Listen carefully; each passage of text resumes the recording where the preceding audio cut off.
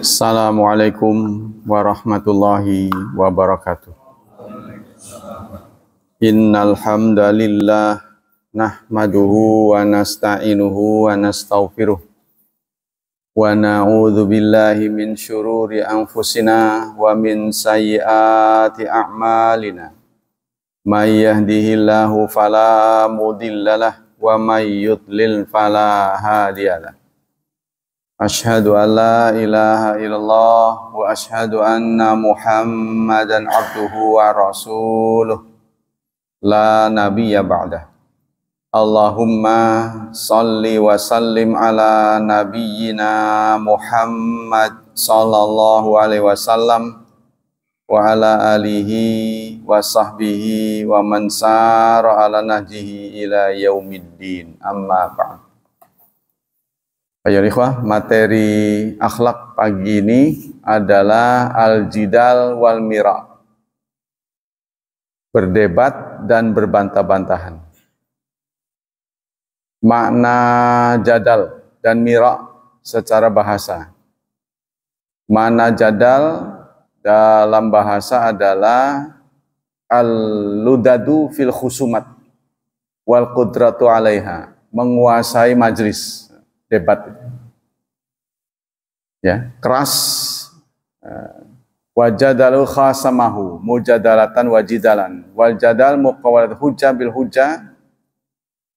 Definisi lain adalah merespon pendapat, ya, dengan dalil, dengan hujjah, ya. Mujadalah munazara mukhasamat wal jidal khusumat sumya bidzalika li syiddati. Nah, karena keras. Jadi ciri-ciri dari debat itu keras ucapannya.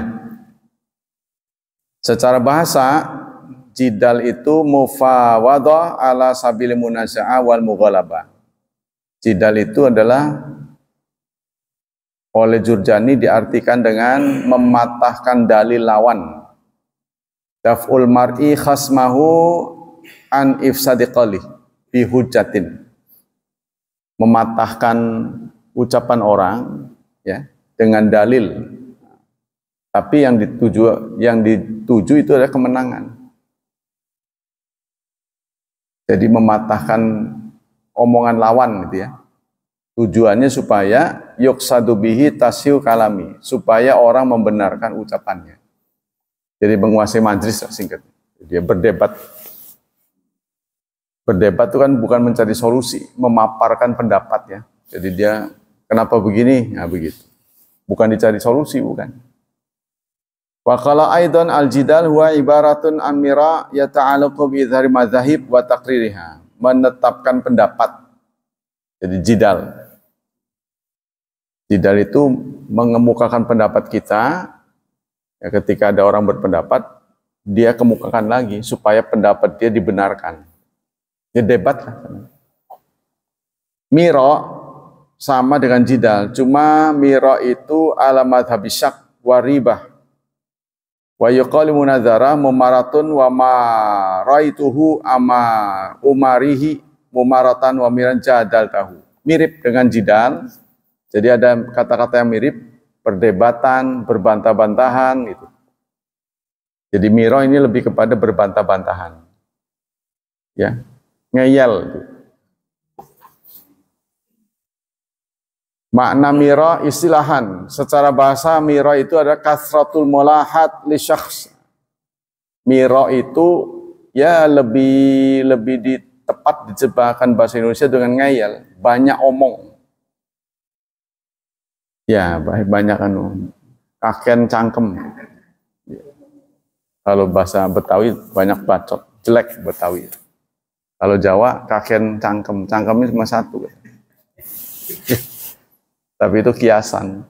Banyak omong. Jadi, gak mau kalah. Itu miro. Ya, ngeyel. Ngeyel. Wal ba'is ala zalika, motivasinya adalah tarafu'. Jadi, motivasi dari orang yang berbantah-bantahan itu adalah supaya dia unggul di majlis itu. Nah, bagaimana sudut pandang agama ya, nah, ajaran Islam tentang ini adalah ada definisi lain yang dikemukakan oleh Al-Jurjani. Mira itu ta'nun fi kalamil ghair, mencari celah kesalahan lawan bicara. Dia mematahkan, berapologi, mematahkan pendapat lawan bicara. Khilalan li'idhari khilalin fihi, untuk mencari kekurangannya, kekurangan lawan bicara. Min ghairi ayar tabi qaradun siwa tahkir ghair. Tidak ada tujuan lain kecuali mematahkan lawan, menjatuhkan lawan. Itu namanya mira. Kalau tadi jidal itu berbantah-bantahan, berdebat lah. Ya, bukan solusi yang dicari, tapi untuk mengalahkan ini. Al-farqu bainal jidal wal mira wal hujah. Ada jidal, ada mira, ada hujah. Bedanya nih apa? Tipis ya. Al-farqu bainahuma anal matlub bil hujah wa dzul hujah. Kalau hujat, berhujah, itu mencari dalil. Ya, jadi orang berbeda pendapat A dan B, lalu mereka duduk bersama, tukar pikiran. Kok dia bisa berpendapat begitu? Sebelum dijatuhkan keputusan orang ini benar apa enggak, duduk bersama. Ya, jadi kenapa alasannya? Contohnya orang ngaku nabi, atau orang menyatakan apa-apa itu oleh MUI tidak segera tidak segera dijatuhkan hukuman sesat. Siapa tahu bisa dilurusin. Dari mana? Dari teliti, bengkoknya di mana? Ya, kita juga harus hati-hati terhadap keluarga kita, terhadap anak-anak kita yang kuliah ya. Kadang-kadang dia mengimpor pendapat dari dosennya, sehingga ujung-ujungnya nggak sholat. Wah, ini kenapa ini? Itu kita nggak boleh langsung marah, kita cari tahu kenapa, di mana letak mencengnya ini. Ya, seperti yang saya katakan, di satu majlis pengajian itu pengunjungnya nggak seramai sini, Nah, saya katakan itu biasanya berangkat dari pemahaman sholat berjemaah itu sunnah. Berangkat dari pemahaman itu, sholat berjemaah itu hukumnya sunnah. Kalau menurut manhaj salaf, sholat berjemaah itu hukumnya fardu ain, kecuali ada halangan. Ya uzur ya, contohnya kita datang telat, ya nggak bisa, pokoknya nggak ada pilihan lah. Kalau nggak ada pilihan ya sakit, telat, safar, ya hal-hal yang sehingga kita dalam keadaan tidak normal, maka dia akan rajin ke masjid, karena dia menganggap itu fardu ain. Jumhur, kebanyakan ulama mengatakan sunnah muakkadah, sunnah saja. Akhirnya nggak begitu ramai dikunjungi, karena toh sunnah. Jadi kalau saya kerjain dapat pahala, nggak dikerjain nggak apa-apa. Nah itu akhirnya. Nah, terus si pengurus masjid itu ngomong, Pak, kemarin Bapak menyampaikan itu harusnya Bapak sampaikan yang benar sunnah. Nah, gimana sih? Maksa itu mah. Kan saya mengemukakan fenomena, ya kan? Kenapa masjid ramai dikunjungi? Ada satu lagi, kecuali tempat rest area lain itu mah, kalau itu nggak bisa dijadikan ukuran. Kalau di masyarakat, kenapa masjid sering kosong? Karena pendapat warganya tentang sholat berjemaah ini sunnah. Gitu. Karena sunnah dikerjain dapat pahala, nggak dikerjain nggak apa-apa, kan begitu. Bukan berarti nggak sholat tuh ya, berjemaahnya ini, berjemaah bersama. Sementara yang ramai mengunjungi, kalau tidak ada uzur nggak boleh, kecuali ada uzur. Baru tidak boleh datang, sehingga dia terus semangat itu. Di mana-mana begitu, yang ramai-ramai. Kita harus baik pada semua orang. Muslim itu adalah saudara. Kan Allah kan Artinya perintah Allah itu lebih kuat dari semua mazhab. Innamal mu'minuna ikhwatun fa aslihu baina akhwaikum, surat Al-Hujurat. Sesungguhnya mukmin satu dengan yang lain itu diibaratkan oleh Allah ikhwah. Ikhwah itu apa? Saudara kandung. Kalau dalam hukum waris, kata akhun yang artinya saudara itu dijamakkan dengan dua macam. Pertama ikhwah dengan ikhwan. Ada yang kadang-kadang salah nulis toilet, tulisnya akhwat, bukan akhwat, akhwat itu yang benar. Akhwat, bukan akhwat. Yang benar itu akhwat, perempuan-perempuan, saudara-saudara perempuan. Akhwat, tapi suka nulisnya akhwat. Kalau laki-laki ikhwan, itu yang tidak terikat hubungan darah. Saudara tapi tidak terikat hubungan darah, saudara seagama. Tapi yang terikat hubungan darah namanya ikhwatun. Allah mengibaratkan mukmin yang satu dengan yang lain itu ikhwatun, saudara kandung. Anggaplah saudara kandung. Kepada yang lebih tua, itulah kakakmu. Kepada yang muda, itulah adikmu.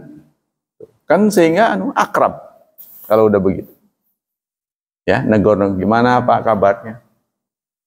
Al-farqu bainal jidal wa, ini perbedaan-perbedaannya. Jadi itulah kalau dua orang berjumpa ngadu, ya, ngadu mulut kata bahasa Jawa ini padu, kerah kalau bahasa jeleknya. Kalau bahasa padu, bahasanya pepadon. Apa isi pepadon itu? Kadang-kadang mencari kemenangan. Nah itu tidak baik. Tapi kalau mencari kebenaran, kok orang itu bisa berpendapat gitu, jangan-jangan saya salah, didatengin, duduk sama-sama. Oh ternyata dia berpendapat begini karena begini. Oh saya yang salah. Nah, kita bisa ikut dia. Atau dua-duanya salah, setelah kumpul ditemukan pendapat baru. Oh begitu, berarti kita berpindah. Itu gunanya kita berkumpul. Jadi kalau kita berpendapat A, kita berpendapat B, ya nggak akan ketemu sampai kapanpun. Nah titik temunya kalau sampai tidak bisa ditemukan, maka toleransi. Toleransilah. Ya, jadi oh kamu berpendapat begitu, saya berpendapat begitu. Dalilnya sama-sama kuat, dari sana memang pelangi, ya dari Rasulullah pelangi ini boleh itu boleh. Kamu begitu, saya begini. Nggak masalah. Itu khilafiyah. Nah itu tidak terjadi bentrok.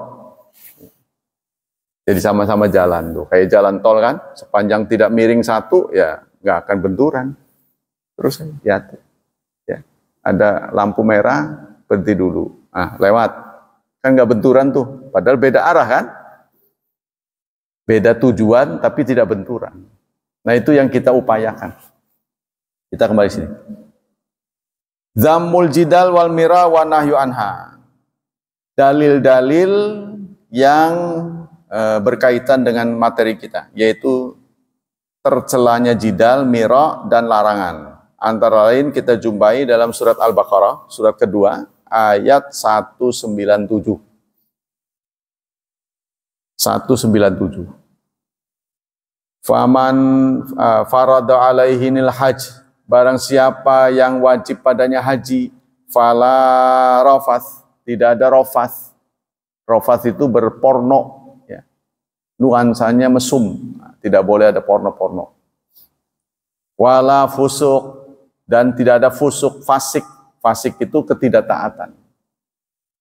Udah jauh-jauh nyampe ke sana, sholatnya di maktab terus. Padahal udah dikatakan pahalanya berlipat-lipat gitu kan. Udah mahal ke sana. Tapi menurut manhaj salaf, bagaimana dengan wanita, istri kita, saudara kita, ibu kita, kalau kita bawa ke sana? Bagusnya di maktab apa di masjid? Anehnya menurut manhaj salaf itu bagusnya di maktab. Tuh, katanya begitu.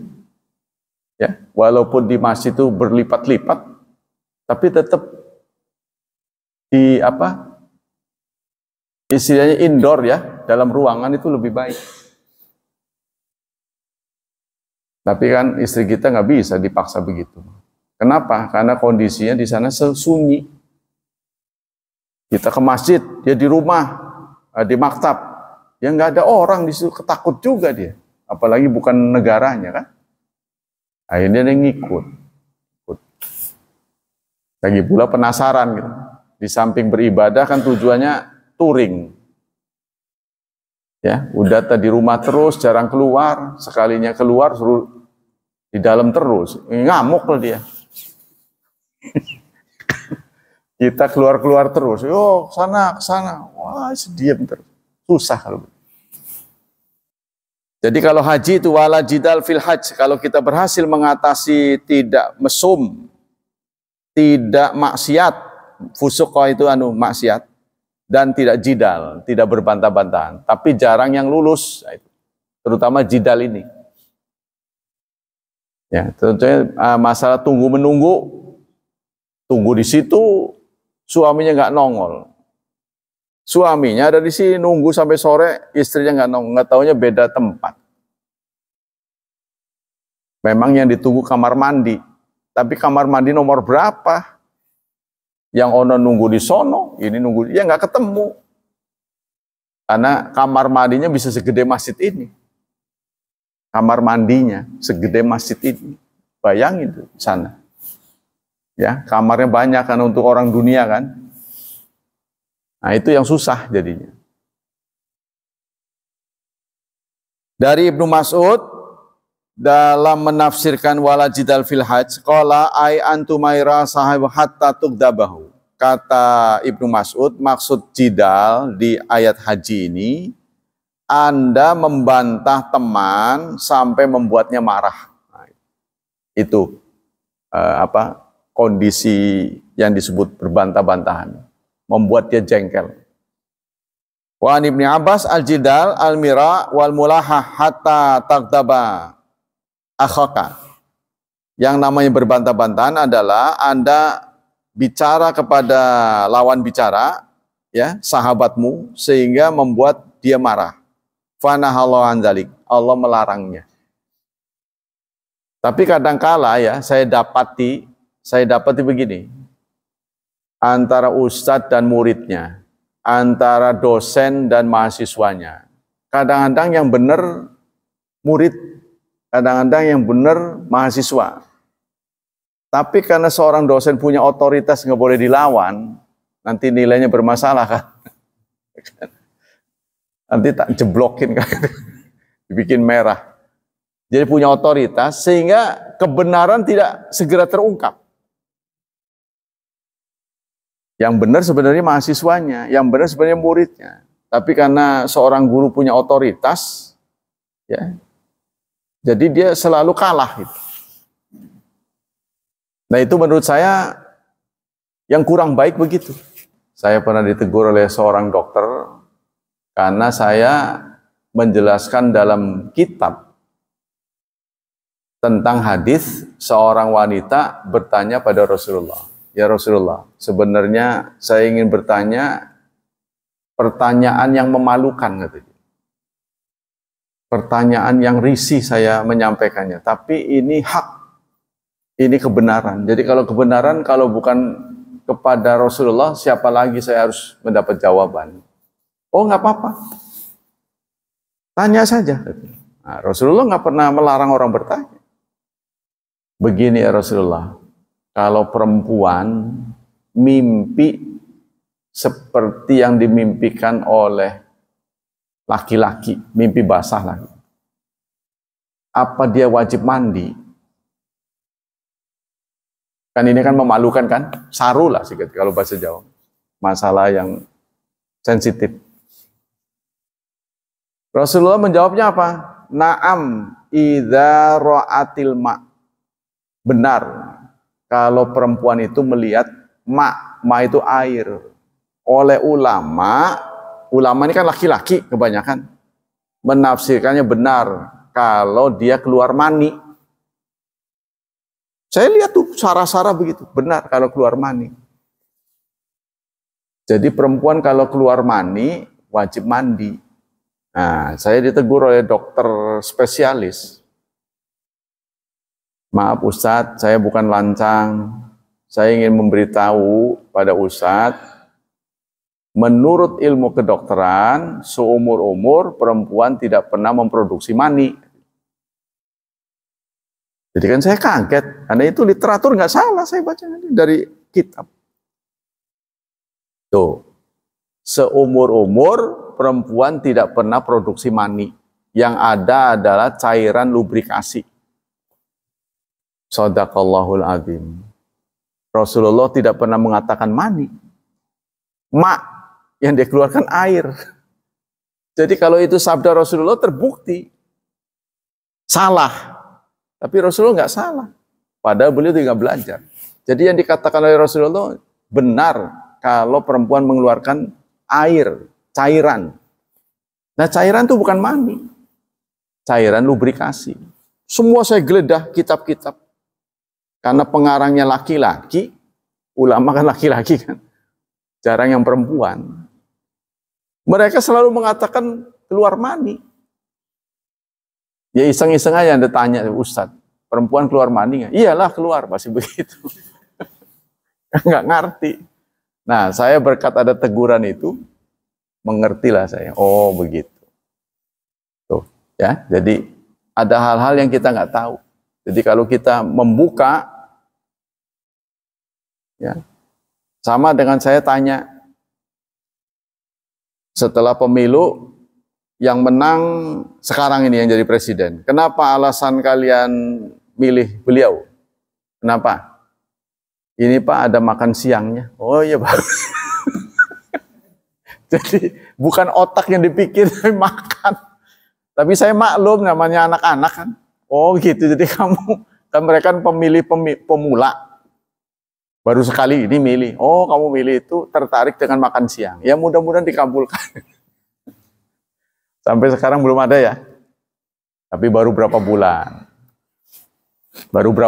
ini. Nah, nanti kalau sampai akhir periode nggak ada, baru protes. Ini mungkin lagi dirancang, bentuk makan siang yang terbaik apa? Apa? Ya mungkin yang praktis, diseduh aja mungkin. Mungkin. Iya. Nah, kita kembali sini.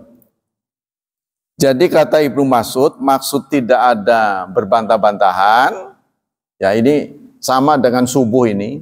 Ya, subuh ini temanya selalu berbeda-beda. Maksudnya untuk bertukar pikiran dengan Anda.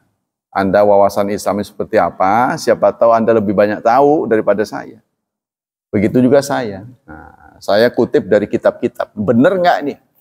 Kalau nggak benar tinggalkan saja, karena bukan Rasulullah kan. Pendapat, tapi pendapat mereka ini pendapat ulama, doktor-doktor.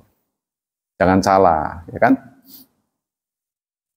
Jidal, nah itu kata Ibnu Mas'ud, yang dimaksud Anda membantah itu membuat lawan bicara malah marah. Padahal tujuan kita kumpul dengan orang lain itu menjalin silaturahmi, bukan mencari musuh, ya kan? Jangan sampai dia meninggalkan majlis, udah nggak pernah ketemu lagi dengan kita. Ogah sama dia mah. Pasti kita dijatuhkan, pasti kita dihina. Jangan. Kita harus bisa berdiskusi dengan baik, mengajak ini anak kita berpikir. Ya, anak kita diajak berpikir. Nanti kamu kalau udah besar mau jadi apa, kita perlu tanya. Kalau dia memilih ini, kenapa? Kenapa kamu tertarik begitu? Kalau memang benar, ya kita luruskan. Ayo, capai tujuanmu. Jangan berubah, itu kan? Jangan sampai anak kita kemudian tahu ya jadi apa ya. Waduh, gawat ini.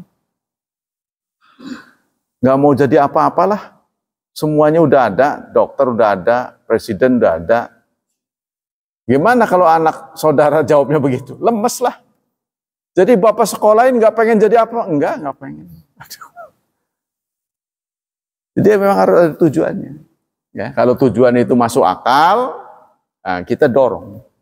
Nggak boleh sama. Jangan seneng pilihannya sama, jangan. Ya, harus begini-begini. Silahkan. Nah anak saya itu saya terinspirasi oleh ucapan Buya Hamka. Buya Hamka berpesan pada orang-orang tua, jangan memaksakan anak. Kalau anak mengutarakan pendapatnya pengen jadi begini, sepanjang itu tidak salah, tidak sesat, kita dorong. Siapa tahu itu rezeki dia. Apalah artinya kita memaksakan pendapat kita yang kepengen, tapi yang ngejalanin anak. Nanti dia merasa terpaksa. Bisa-bisa ijazahnya dibanting tuh. Kemauan bapak, bisa begitu nantinya. Tapi kalau sudah jadi pilihan dia, kita lihat salah, apa enggak sebaiknya ini, kita kasih saran, jangan memaksa. Anak dari pesantren yang saya bina, hafal Quran 30 juz. Kemarin diresmikan. Padahal masih kelas 1 SMP. Udah tamat, kemarin diuji, tamat. Ya alhamdulillah. Nah itu yang perlu diarahkan itu bagaimana menjaga ini. Menjaga hafalan. Menghafal lebih mudah daripada menjaga. Menjaga ini. Nah itu ya. Jadi arahnya kemana? Nah, ini. Supaya dia tetap mulia. Kemudian pendapat yang lain dari Ibnu Umar. Al-jidal, al-mira, wasabab, wal khusumat. Kata Ibnu Umar, yang namanya berbantah-bantahan sama dengan mengalahkan. Ya, jadi di sini ada kata-kata debat, membantah, khusumat, memaki, itu satu paket. Nah, kata Ibnu Umar, semuanya terlarang. Memaki ya. Qala Sudi qad istaqama amrul hajj fala tudajil fihi. Kata Imam Sudi, urusan haji sudah lempeng, jangan diperdebatkan. Jadi dalam masalah haji ini memang hampir tidak bisa lolos ya dari bertengkar. Bertengkar itu praktis tidak bisa mulus lah. Selama dari haji sampai pulang tuh gak bertengkar, itu jarang terjadi. Gak bertengkar dengan orang lain, bertengkar dengan istri, gak dengan istri, orang tua yang dibawa lah, dengan rombongannya, dengan apa.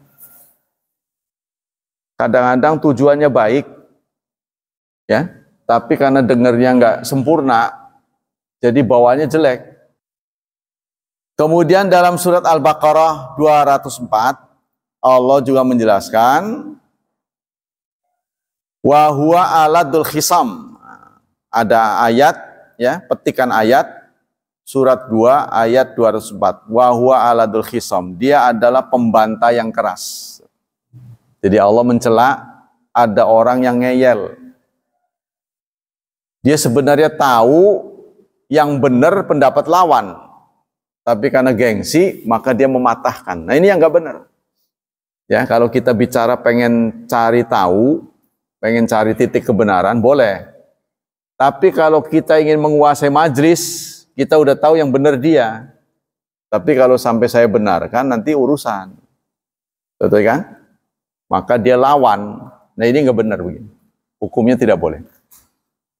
Wa qala Tabari ikhtalafa ahlu ta'wil fi dzalika fa qala ba'dhum mana dzalika an-nahyu an yujadilal muhrim ahadan.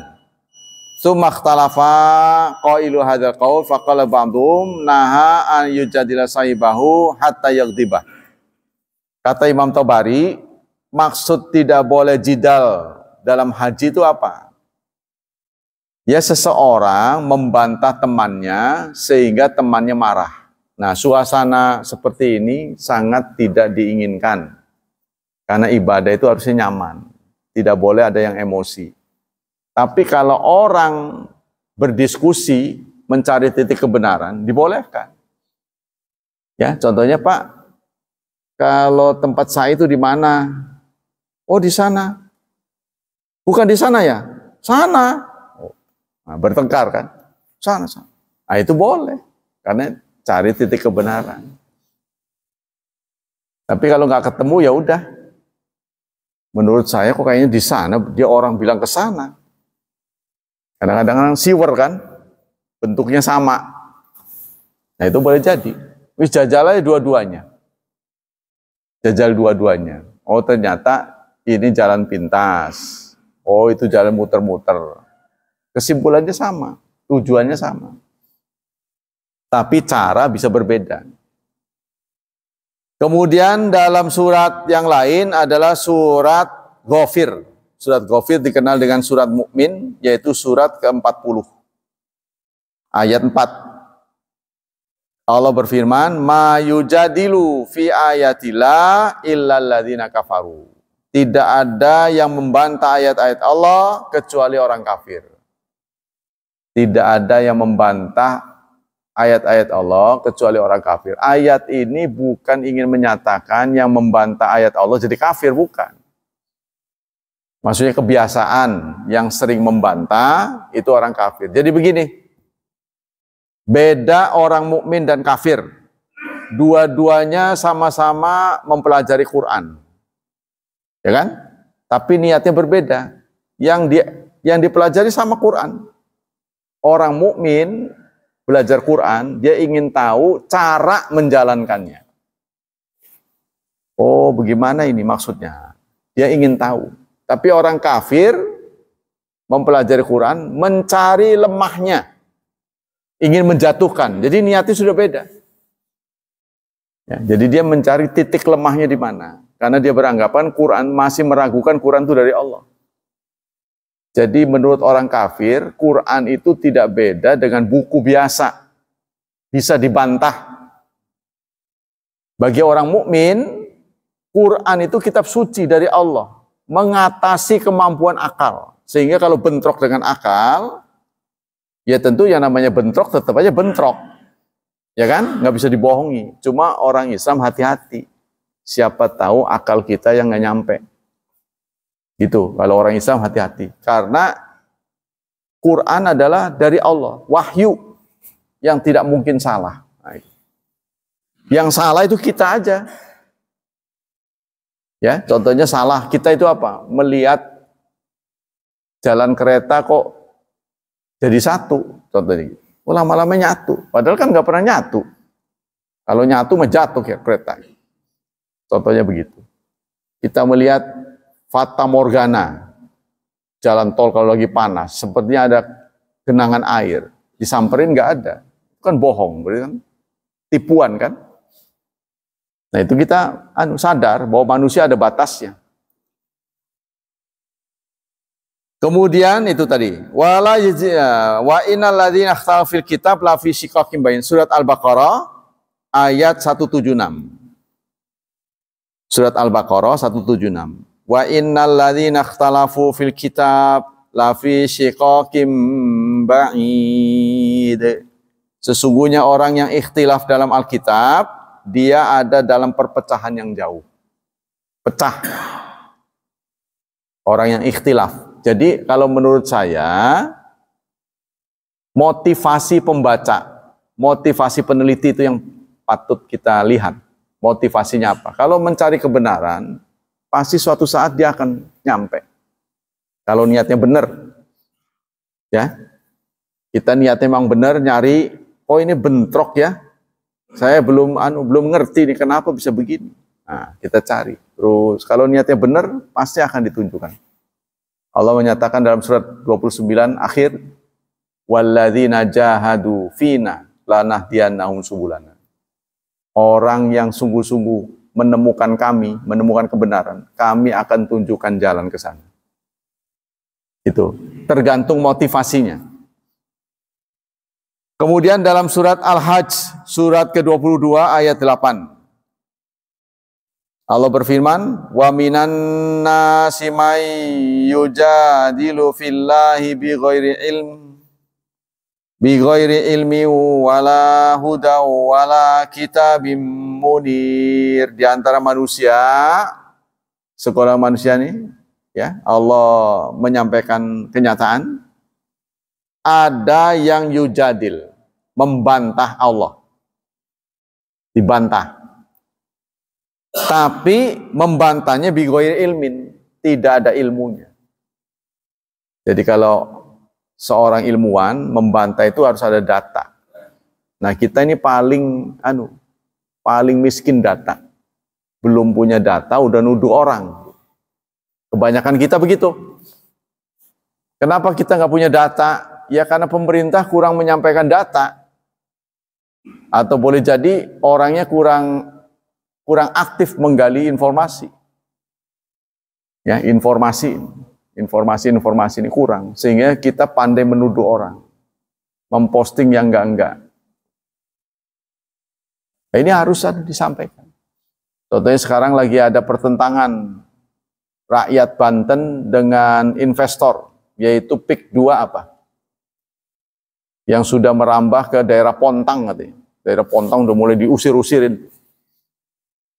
Mau dibikin pantai Indah Kapuk 2. Ya, gayanya gaya hidup mewah itu.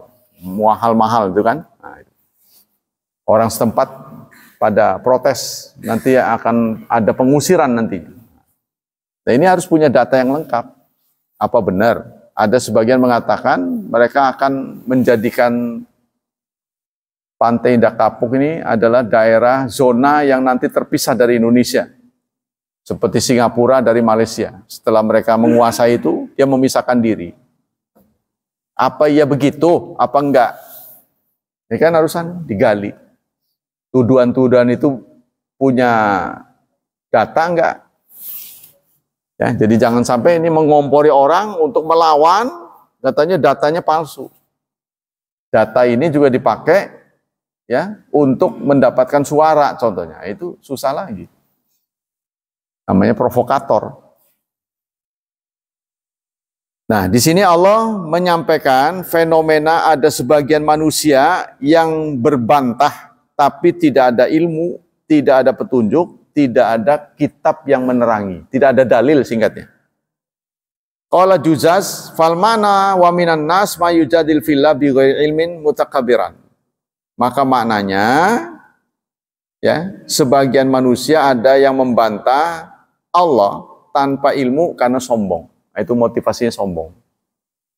Ya, kalau di dunia perguruan tinggi orang bicara tentang hadis tapi bukan ahli hadis, itu diketawai.